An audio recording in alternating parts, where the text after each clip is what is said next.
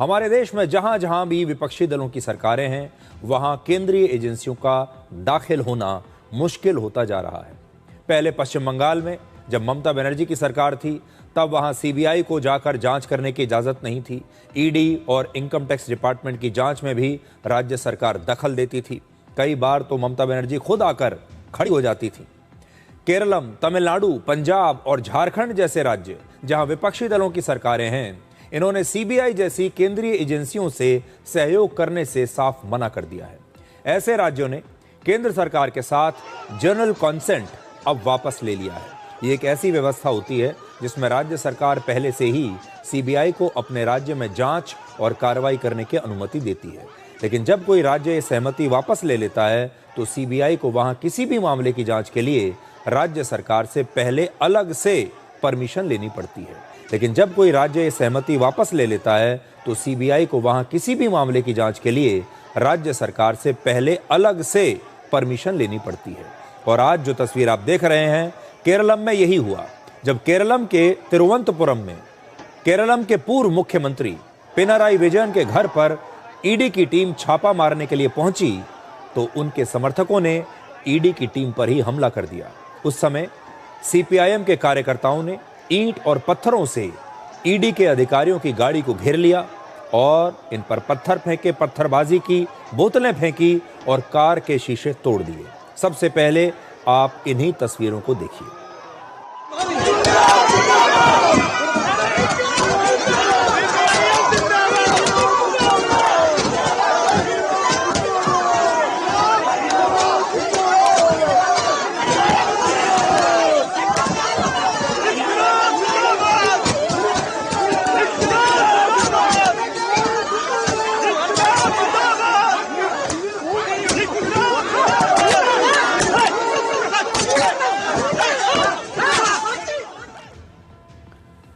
ये तस्वीरें लोकतंत्र के लिए बहुत खतरनाक तस्वीरें हैं और ये तस्वीरें आपको ये बताती हैं कि अब ये तस्वीरें देखने के बाद जो देश के दूसरे लोग हैं, जो अपराध कर रहे हैं, जिन्होंने कोई ना कोई गड़बड़ी की है, चाहे वो नेता हो या दूसरे अपराधी हों जिन्होंने कानून तोड़ा है, उन्हें एक बात समझ में आ गई कि अब अगर कोई केंद्रीय एजेंसी उनके घर पर पहुंचती है तो इस तरह से उन्हें रोका जा सकता है। इस गाड़ी में एक महिला अधिकारी भी थी और पूरी कोशिश करके भी पुलिस और केंद्रीय सुरक्षा बल इस हमले को रोक नहीं पाए, क्योंकि इतनी बड़ी भीड़ के सामने ये भी लाचार थे।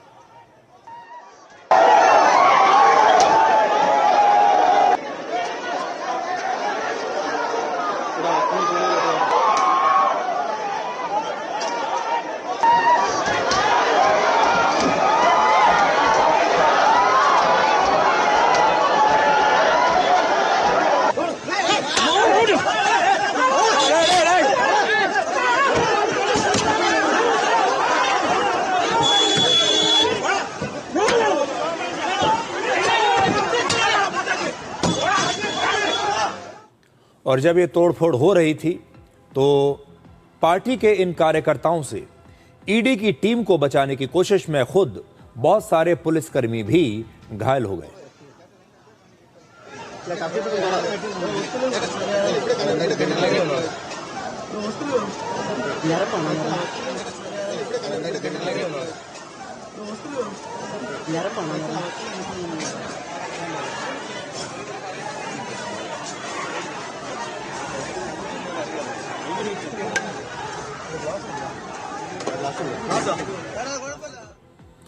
और ये तस्वीरें भारत के लोकतंत्र के लिए बहुत खतरनाक हैं और एक बहुत ही गलत परंपरा को जन्म दे रही हैं। अगर किसी जांच एजेंसी की कार्रवाई का जवाब हिंसा, पत्थरबाजी और इस प्रकार से दिया जाएगा तो इससे कानून व्यवस्था और लोकतांत्रिक संस्थाओं का भरोसा कमजोर हो जाएगा। लोकतंत्र में विरोध करने का अधिकार सबके पास होता है, लेकिन हिंसा के जरिए सरकार की कार्रवाई को रोकने की कोशिश एक बहुत ही खतरनाक संदेश है। हो सकता है अगली बार जब ईडी या फिर कोई और केंद्रीय एजेंसी किसी राज्य में जाए तो वहां भी कार्यकर्ताओं की भीड़ उन पर ऐसे ही हमला कर दे। और ये बात मैं इसलिए कह रहा हूं कि कहीं ऐसा ना हो कि ये एक टेम्पलेट बन जाए, कहीं ऐसा ना हो कि विपक्षी पार्टियां इसे एक फॉर्मूला बना लें अपने तमाम नेताओं को बचाने के लिए। आज देश में बहुत सारे ऐसे नेता हैं जिन्होंने सत्ता में रहते हुए भ्रष्टाचार किया है, बहुत पैसा कमाया है, उनकी जांच चल रही है। अगर इन सारे नेताओं ने अपने कार्यकर्ताओं के जरिए यही सब करना शुरू कर दिया तो आप सोचिए भ्रष्टाचार कैसे रुकेगा। आज ईडी ने पिनाराई विजयन और उनकी बेटी वीना विजयन के 10 ठिकानों पर छापे मारे हैं। ईडी ने यह छापामारी पिनाराई विजयन की बेटी वीना विजयन की कंपनी से जुड़े मनी लॉन्ड्रिंग के मामले में की है। अब देखिए आरोप क्या है। आरोप यह है कि वीना विजयन की कंपनी को एक private company Cochin minerals and rutile limited ने वर्ष 2018 में 1,72,00,000 रुपए दिए थे, लेकिन इसके बदले में वीना विजयन की कंपनी ने उन्हें कोई भी सर्विस मुहैया नहीं कराई। यानी पैसा तो ले लिया लेकिन पैसे के बदले में काम कुछ नहीं किया। इस छापेमारी में इन्वेस्टमेंट और बैंक एफडी से जुड़े दस्तावेज मिले हैं जिनका विश्लेषण अभी किया जा रहा है। आपको याद होगा जब पश्चिम बंगाल में ममता बनर्जी की सरकार थी तब कैसे उन्होंने ईडी के काम में दखल दिया था और उनसे जो जरूरी फाइलें थीं ईडी की टीम से उन्होंने छीन ली थी।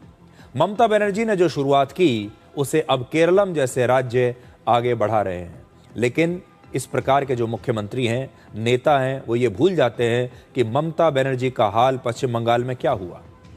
आज पश्चिम बंगाल में बीजेपी की सरकार है क्योंकि जनता तंग आ चुकी थी इस प्रकार के रवैये से, और केरल में भी वही होने वाला है। केरल में भी बहुत अगर ऐसे ही चलता रहा तो वहां की जनता भी एक दिन अपना फैसला सुना देगी। पिनाराई विजयन पहले ही ये चुनाव हार चुके हैं, इसका मतलब यह है कि वो केरलम की जनता के बीच अपनी लोकप्रियता खो चुके हैं और इसीलिए ये एक बहुत खतरनाक ट्रेंड है जिसकी तस्वीर आज हमने आपको दिखाई है।